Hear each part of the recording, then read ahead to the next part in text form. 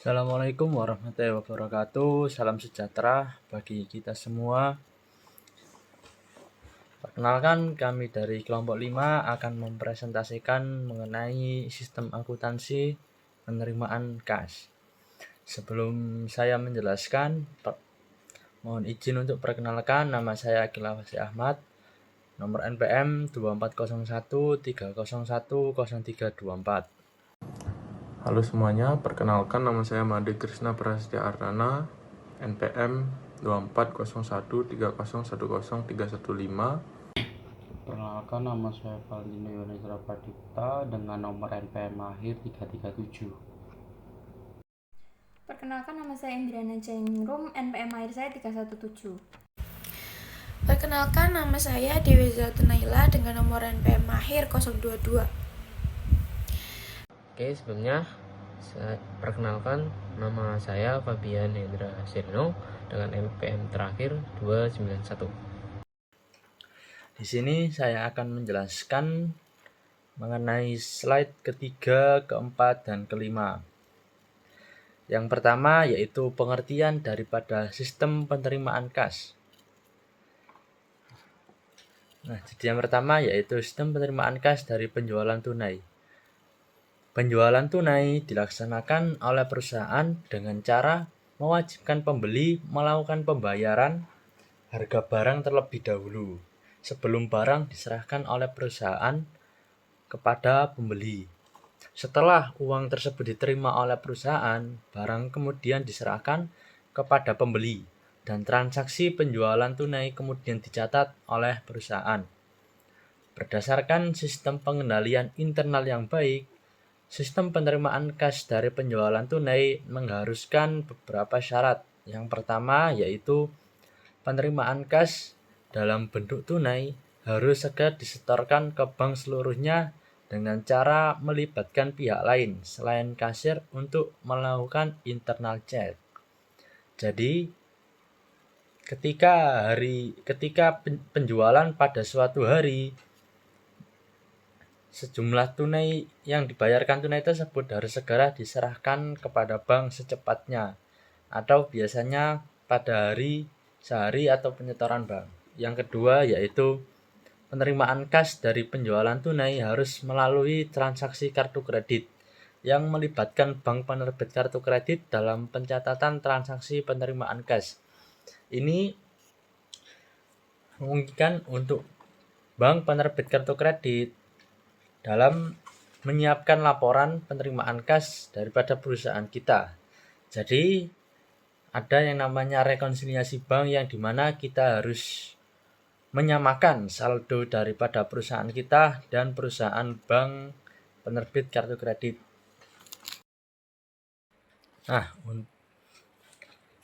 Untuk selanjutnya saya akan menjelaskan mengenai sistem penerimaan kas dari penjualan tunai yang dibagi menjadi beberapa prosedur. Yang pertama yaitu prosedur penerimaan kas dari over the counter sales, dan yang kedua prosedur penerimaan kas dari cash on delivery sales atau yang biasa kita kenal sebagai COD. Yang ketiga prosedur penerimaan kas dari credit card sales. Selanjutnya saya akan menjelaskan ketiga prosedur tersebut satu persatu. Yang pertama yaitu prosedur penerimaan kas dari over the counter sales. Dalam penjualan tunai ini, pembeli datang ke perusahaan melakukan pembelian barang atau produk yang akan dibeli, melakukan pembayaran ke kasir, dan kemudian menerima barang yang dibeli. Dalam over the counter sales ini, perusahaan menerima uang tunai cek pribadi atau personal check atau pembayaran langsung dari pembeli dengan kartu kredit atau kartu debit sebelum barang diserahkan ke pembeli, atau yang bahasa singkatnya yaitu melalui individu. Yang kedua yaitu penerimaan kas melalui cash on delivery sales atau COD. Cash on delivery sales atau COD sales adalah transaksi penjualan yang melibatkan kantor pos atau perusahaan ekspedisi, perusahaan angkutan umum atau angkutan sendiri dalam penyerahan dan penerimaan kas dari hasil penjualan.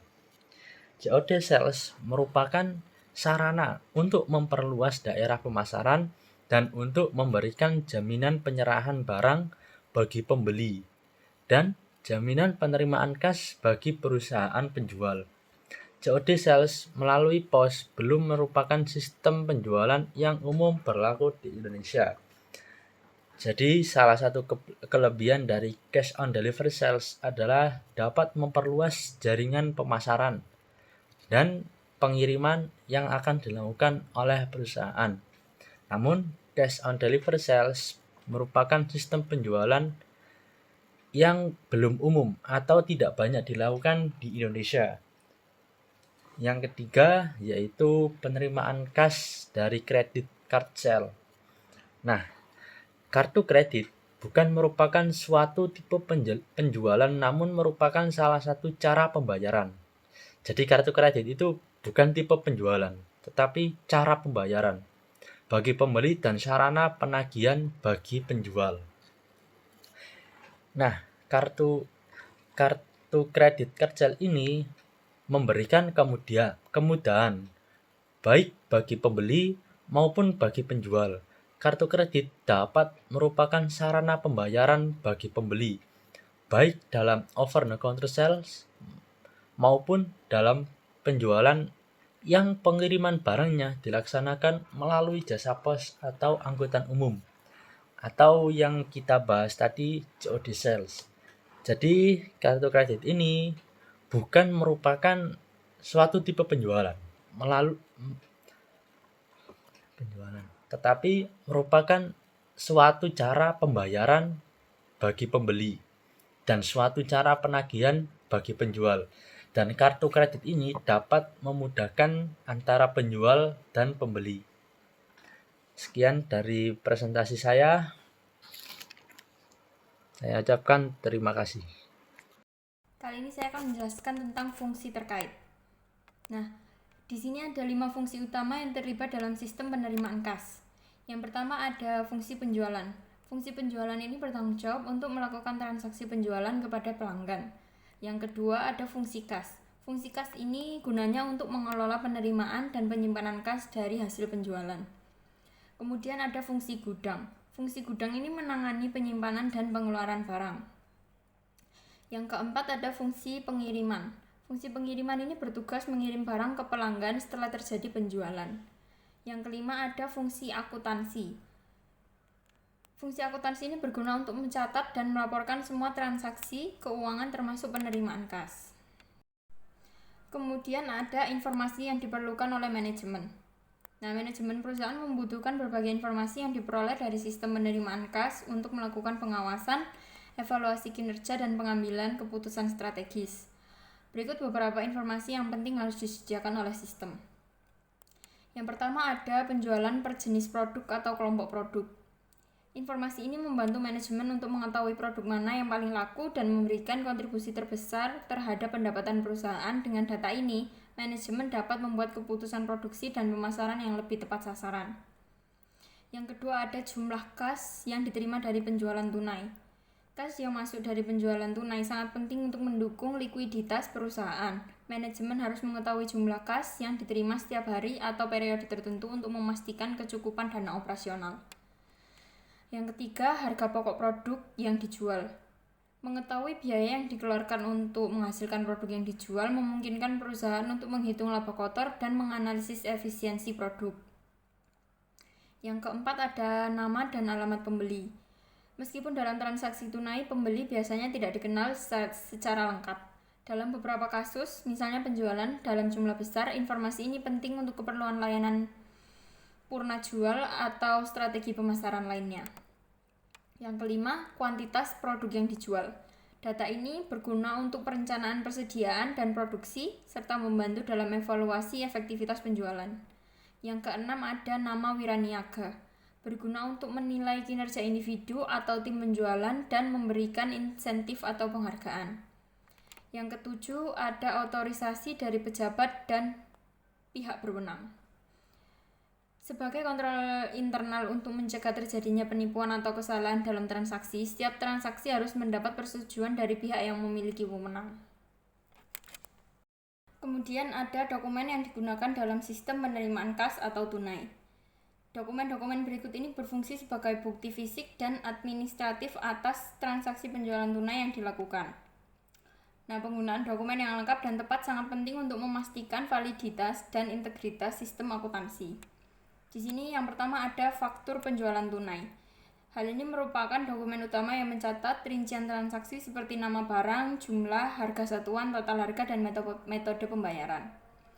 Faktur ini juga berfungsi sebagai bukti untuk pelanggan bahwa pembayaran telah dilakukan. Yang kedua ada pita register kas atau cash register date. Alat ini digunakan pada mesin kasir untuk mencetak rangkaian transaksi penjualan. Dokumen ini mencatat jumlah transaksi harian dan dapat digunakan sebagai dasar perhitungan kas masuk. Yang ketiga ada credit card sales slip. Digunakan ketika pelanggan membayar menggunakan kartu kredit. Slip ini diterbitkan oleh bank penerbit kartu dan harus dicocokkan dengan laporan bank untuk pencocokan rekonsiliasi pada bank. Bill of lading. Dokumen pengangkutan yang menunjukkan bahwa barang telah diserahkan kepada perusahaan pengangkutan untuk dikirim ke pelanggan biasanya digunakan dalam transaksi pengiriman yang melibatkan jarak jauh. Yang kelima ada faktur penjualan atau cash on delivery. Digunakan dalam transaksi di mana pelanggan membayar pada saat menerima barang. Faktur ini dilengkapi dengan tanda tangan penerima dan bukti pembayaran. Yang keenam ada bukti setor bank. Dokumen yang menunjukkan bahwa uang hasil penjualan tunai telah disetorkan ke rekening perusahaan di bank. Hal ini penting untuk mencatat penerimaan kas secara resmi. Yang ketujuh atau yang terakhir ada rekapitulasi beban pokok penjualan. Hal ini merupakan laporan yang merangkum total harga pokok dari semua barang yang dijual dalam suatu periode. Informasi ini penting untuk perhitungan laba kotor dan evaluasi efisiensi operasional. Oke, selanjutnya catatan akuntansi yang digunakan. Yang pertama ada jurnal penjualan, yaitu jurnal penjualan ya digunakan untuk mencatat semua transaksi penjualan barang atau jasa ya. Lalu yang kedua itu ada namanya jurnal penerimaan kas. Jadi semua transaksi penjualan, tapi penerimaannya itu secara uang tunai, baik dari penjualan tunai lalu pelunasan piutang kan. Nah, lalu ada jurnal umum. Nah, jurnal umum itu mencatat semua transaksi yang tidak ada dalam jurnal khusus yang seperti penyesuaian atau penyusutan, nah seperti itu. Lalu yang keempat itu ada namanya kartu persediaan. Nah, kartu persediaan ini untuk mencatat semua mutasi masuk keluar dan masuknya barang di bagian akuntansi ya. Lalu yang kelima itu ada kartu kuda, yaitu catatan yang disimpan oleh bagian gudang untuk memantau atau mengecek stok fisik barang masuk dan keluar. Baik, ada jaringan yang namanya jaringan prosedur membentuk sistem. Ada 7 ya. Yang pertama ada prosedur order penjualan, yang selanjutnya prosedur penerimaan kas, 3 prosedur penyerahan barang, ada prosedur pencatatan penjualan tunai ya.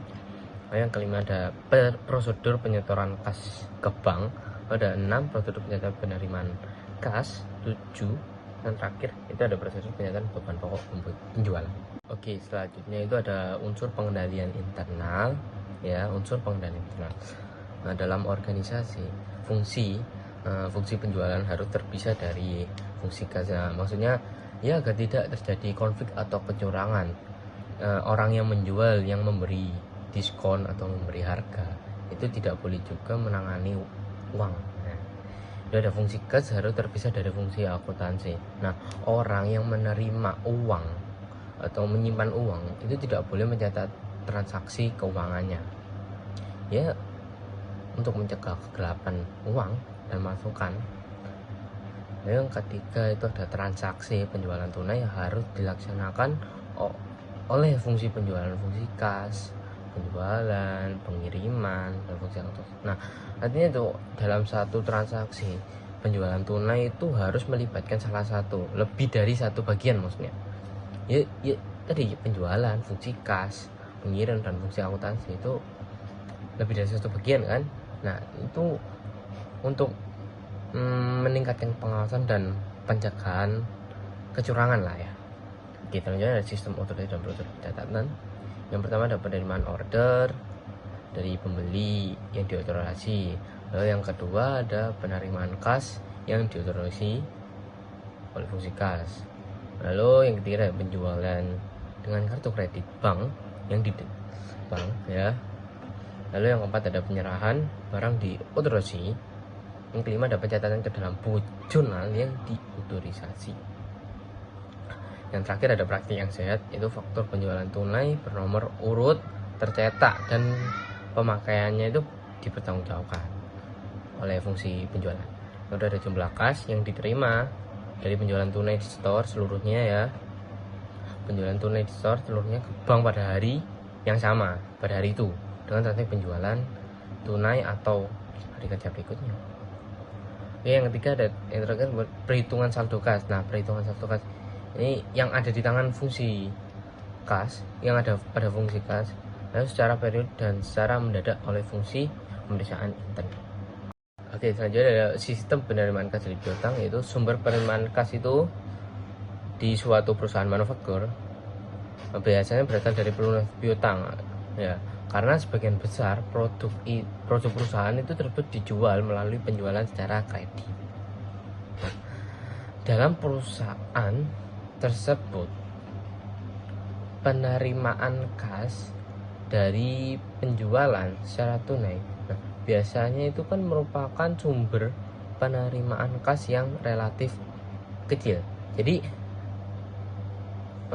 tidak besar, memungkinkan itu biasanya relatif kecil, jadi nggak harganya tinggi gitu loh ya, relatif pendek atau kecil ya nilainya uang seperti itu. Oke, baik. Di sini saya akan menjelaskan mengenai materi penerimaan kas oleh perusahaan. Untuk menjamin penerimaan kas oleh perusahaan terdapat dua tahap. Yang pertama itu debitur melakukan pembayaran dengan cek atau dengan cara pemindah bukuan melalui rekening bank. Yang kedua yaitu kas yang diterima dalam bentuk cek dari debitur harus segera disetor ke bank dalam jumlah yang penuh. Penerimaan kas dari piutang dapat dilakukan melalui berbagai cara. Yang pertama yaitu melalui penagihan perusahaan, yang kedua melalui pos, yang ketiga melalui lockbox collection plan. Di antara berbagai cara penagihan piutang tersebut, penerimaan kas dari piutang seharusnya mewajibkan debitur melakukan pembayaran dengan menggunakan cek atas nama yang secara jelas mencantumkan nama perusahaan yang berhak menerima pembayaran di atas cek.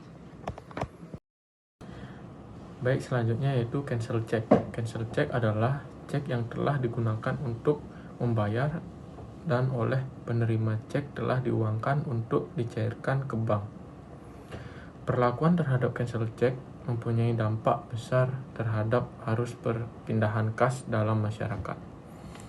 Di Amerika Serikat, dalam sistem perbankan di Amerika Serikat, cancel check dikembalikan kepada nasabah yang mengeluarkan cek dan digunakan oleh nasabah sebagai bukti telah diterimanya pembayaran yang telah dilakukan oleh pihak yang namanya tercantum pada cek.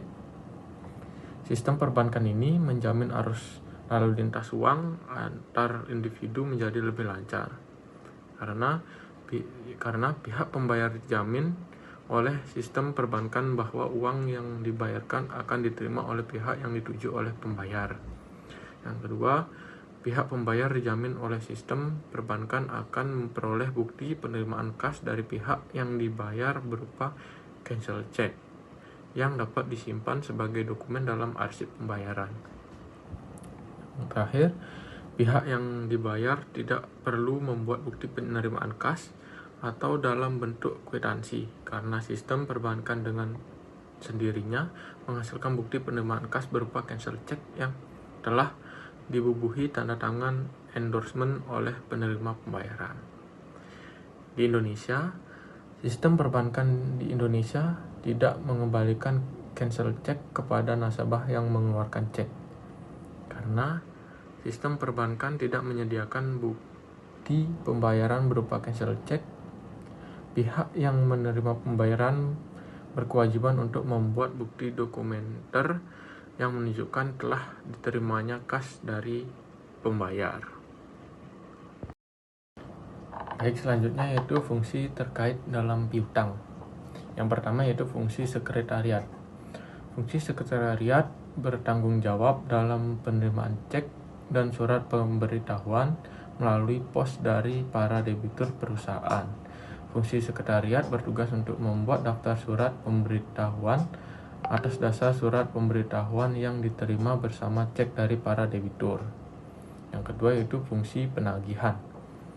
Fungsi penagihan melakukan penagihan piutang langsung kepada debitur melalui penagihan perusahaan. Fungsi penagihan bertanggung jawab untuk melakukan penagihan kepada para debitur perusahaan berdasarkan daftar piutang yang ditagih yang dibuat oleh fungsi akuntansi. Yang ketiga itu fungsi kas. Fungsi kas ini bertanggung jawab atas penerimaan cek dari fungsi sekretariat jika penerimaan kas dari piutang dilaksanakan melalui pos, atau dari fungsi penagihan jika penerimaan kas dari piutang dilaksanakan melalui penagihan perusahaan. Yang keempat itu fungsi akuntansi. Fungsi akuntansi bertanggung jawab dalam pencatatan penerimaan kas dari piutang ke dalam jurnal penerimaan kas dan berkurangnya piutang ke dalam kartu piutang. Selanjutnya yaitu fungsi pemeriksaan intern. Dalam sistem penerimaan kas dari piutang, fungsi pemeriksaan intern bertanggung jawab dalam melaksanakan perhitungan kas yang ada di tangan fungsi kas secara periodik. Di samping itu, fungsi pemeriksaan intern bertanggung jawab dalam melakukan rekonsiliasi bank untuk mengecek ketelitian catatan kas yang diselenggarakan oleh fungsi akuntansi. Nah, pada saat ini saya akan menjelaskan tentang dokumen yang akan digunakan dalam sistem penerimaan kas dari piutang perusahaan. Tadi di sini ada 4 dokumen penting yang maksudnya dokumen utama yang digunakan. Yang pertama adalah surat pemberitahuan. Apa itu surat pemberitahuan? Surat pemberitahuan adalah surat yang dibuat oleh debitur untuk memberitahukan tentang pembayaran yang ia sudah lakukan. Nah, surat pemberitahuan ini biasanya berupa tentang bukti kas keluar yang dibuat oleh debiturnya. Nah, terus disertakan oleh cek dan akan dikirim melalui penagih perusahaan atau melalui pos. Nah, surat ini berguna bagi perusahaan yang meminjamkan uang sebagai sumber pencatatan nanti berkurangnya sebuah piutang dari catatan akuntansi. Nah, selanjutnya daftar surat pemberitahuan. Daftar surat pemberitahuan ini dibuat untuk meringkas atau merekapitulasi penerimaan kas yang dibuat oleh fungsi sekretariat atau fungsi penagih. Nah, atau fungsi penagihan maksudnya. Nah, kalau dibuat dari sekretariat itu melalui pos. Jadi jika penerimaan kas melalui pos, fungsi sekretariat akan membuka surat tersebut dan memisahkan antara surat dan cek dan akan dibuatnya daftar surat pemberitahuan tersebut. Nah, misal dari penagih perusahaan yang membuat daftar surat pemberitahuan ialah fungsi fungsi penagihan. Nah, Daftar ini sudah dikirimkan oleh fungsi kas untuk kepentingan pembuatan bukti setor bank dan dipakai oleh fungsi akuntansi sebagai dokumen pembukti sektor bank tersebut. Nah, contoh suratnya itu ada di buku ya teman-teman, jadi kalian bisa lihat sendiri. Nah, bukti selanjutnya itu ada bukti setor bank, dokumen selanjutnya itu ada bukti setor bank. Nah, ini sudah jelas sebenarnya, yaitu bukti setor bank. Yang dimaksudkan adalah bukti bukti atau dokumen bukti yang dibuat oleh fungsi kas sebagai bukti penyetoran kas yang akan diterima dari piutang ke bank. Jadi kas yang diterima itu nanti dijadikan bukti dan akan disetorkan kepada bank. Nah, yang keempat ada kwitansi. Kwitansi ini sama seperti bukti tadi ya, untuk mereka dibuat oleh perusahaan bagi debitur yang telah melakukan pembayaran. Jadi misal ada debitur yang sudah melakukan pembayaran, nanti akan diberikan kwitansi telah membayarkan. Nah, biasanya untuk sistem bank ini ada yang melakukan tidak memberikan kembali cash check-nya. Jadi biasanya di Indonesia menggunakan kwitansi seperti ini. Nah, oke, selanjutnya akan saya jelaskan juga. Nah, pada slide ini saya akan melanjutkan tentang menjelaskan unsur pengendalian internal.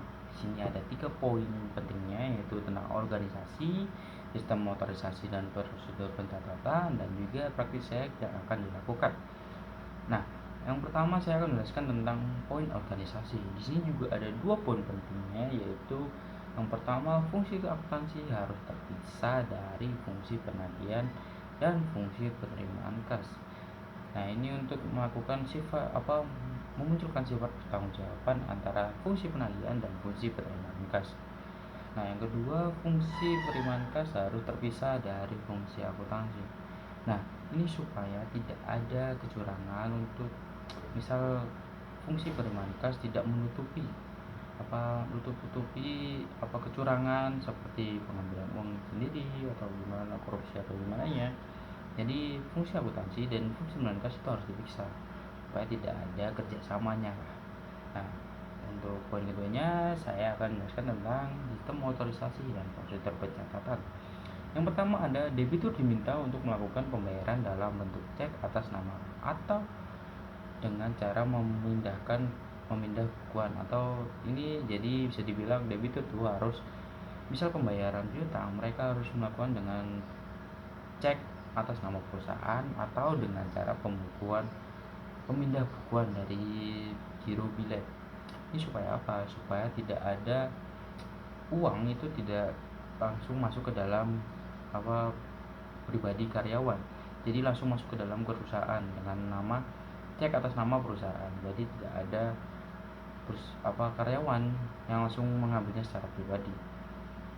Kedua ada fungsi penagihan, melakukan penagihan hanya atas daftar piutang yang harus ditagih yang dibuat oleh fungsi akuntansi. Jadi fungsi penagihan ini harus ada dasar daftar piutang tadi. Jadi misal tidak ada daftar piutangnya yang dibuat oleh akuntansi, kita tidak boleh menerima, atau fungsi penagihan tidak boleh melakukan penagihan terhadap brand tersebut jika tidak ada daftar piutang dalam yang dibuat oleh fungsi akuntansi, seperti itu. Nah, yang ketiga ada pengkreditan akun di pembantu piutang oleh fungsi akuntansi. Bagian piutang harus didasarkan atas surat pemberitahuan yang berasal dari debitur. Jadi seperti yang tadi, surat pemberitahuan.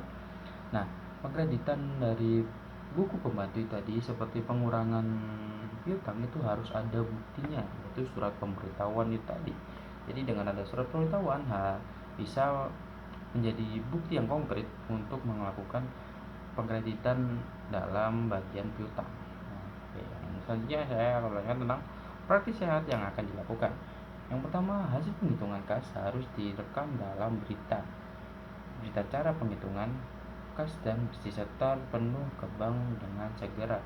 Jadi penghitungan ini harus direkam atau dijadikan bukti seperti tadi, seperti setor bank atau kwitansi dan semacamnya, itu harus direkam seperti itu dan langsung diserahkan kepada bank maksudnya. Jadi supaya tidak ada kecurangan dan penutupan seperti tadi. Yang kedua ada para penagih dan kasir harus diasuransikan.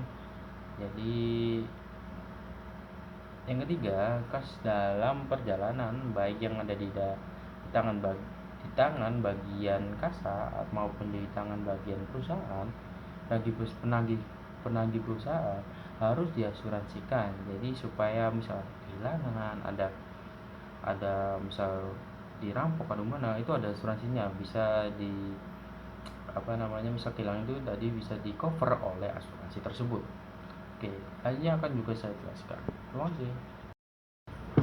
Nah, saat ini lumayan panjang sebenarnya karena ada bagian-bagiannya, tapi saya tidak masukkan karena mungkin terlalu panjang dan saya akan menjelaskan tentang prosedur-prosedurnya saja.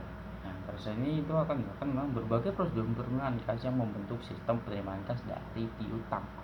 Ada 3 sebenarnya, tapi saya akan menjelaskan 2 dulu. Yang pertama yaitu melalui penagihan perusahaan. Nah, penerimaan kas dari piutang melalui penagihan perusahaan ini dilaksanakan melakukan beberapa prosedur. Yang pertama, bagian piutang memberikan daftar piutang yang sudah saatnya ditagih kepada bagian penagihan. Terus selanjutnya, bagian penagih mengirimkan penagih yang merupakan karyawan perusahaan untuk melakukan penagihan kepada debitur. Terus selanjutnya, bagian penagih menerima cek atas nama perusahaan dan surat pemberitahuan yang tadi lakukan. Jadi cek itu harus dinamai sebagai atas nama perusahaan, tidak boleh sebagai karyawan dan sebagainya. Nah, selanjutnya bagian penagih menyerahkan cek kepada bagian kasa.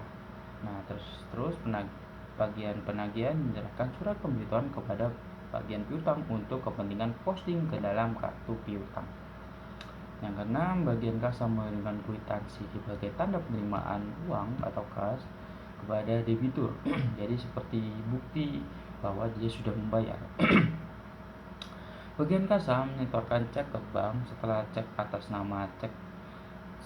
atas cek tersebut dilakukan endorsement oleh pejabat yang berwenang.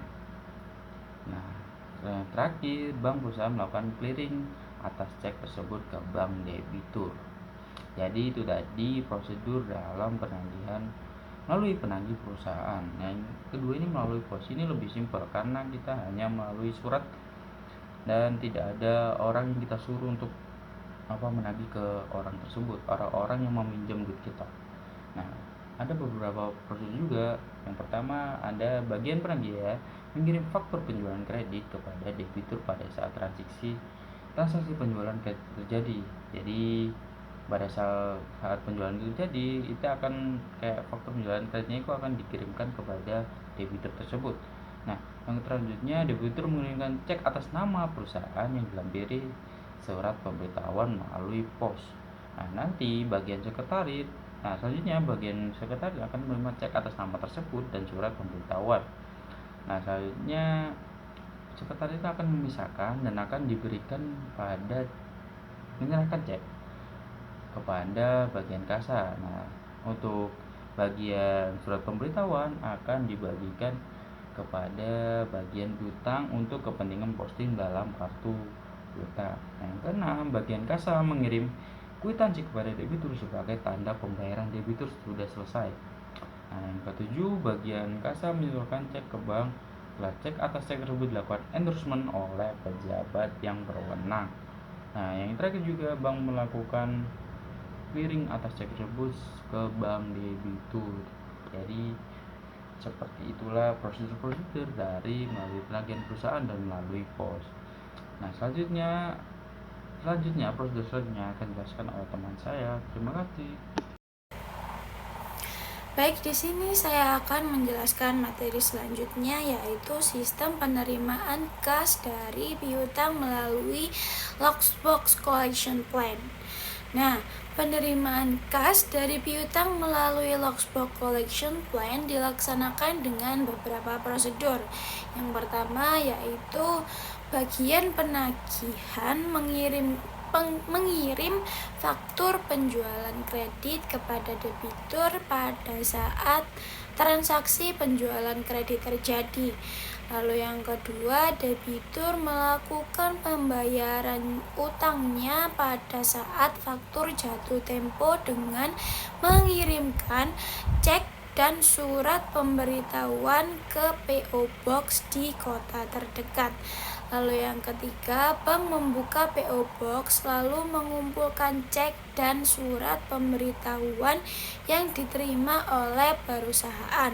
Yang keempat, bank membuat daftar surat pemberitahuan.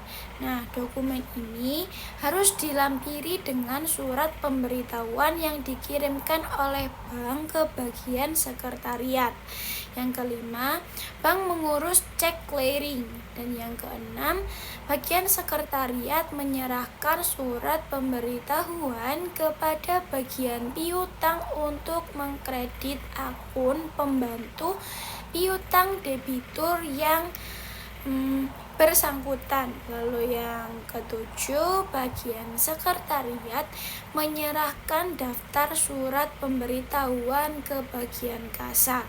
Dan yang ke-8 atau yang terakhir yaitu bagian kasa menyerahkan daftar surat pemberitahuan ke bagian jurnal untuk dicatat di dalam jurnal penerimaan kas. Lalu slide selanjutnya yaitu kesimpulan dari materi yang sudah kami sampaikan sebelumnya.